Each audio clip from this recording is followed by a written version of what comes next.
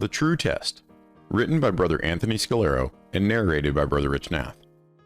20 years ago, I attended graduate school while holding down a full-time job. To complete the program within the allotted 3 years, I had to take one summer class each year for the first 2 years. The summer semester crammed 16 weeks of study into 8 weeks, so I elected to take my 2 least favorite courses during those summers, thinking to lessen the pain. One of those classes, statistics, required more study and concentration than any course I'd ever taken. The final exam counted as 40% of my grade, and going into it, I knew I had to do really well to pass. Besides studying extra hard, I wanted everything to go smoothly on the day of the test to eliminate any additional stress or distraction. This was before online courses. I lived and worked in New Jersey, and the campus was in New York City. Getting to school from my workplace involved a drive, a train ride, and a transfer onto a subway, with parking and walking in between.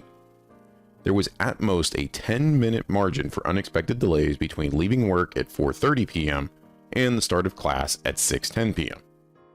On the day of my final, after parking and climbing the stairway to the elevated train platform, I nearly ran into a very old, frail woman hanging onto the railing with both hands.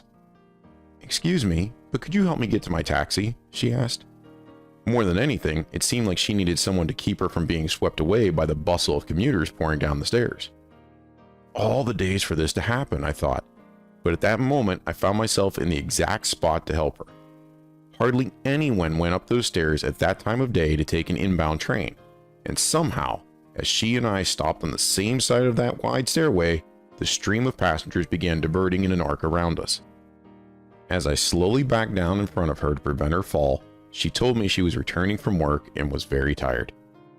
Looking at her, I could hardly believe that someone her age still had to commute to a job. As I helped her to a waiting cab, she mentioned that she had nothing to eat until she got paid on Friday, which was a couple of days away.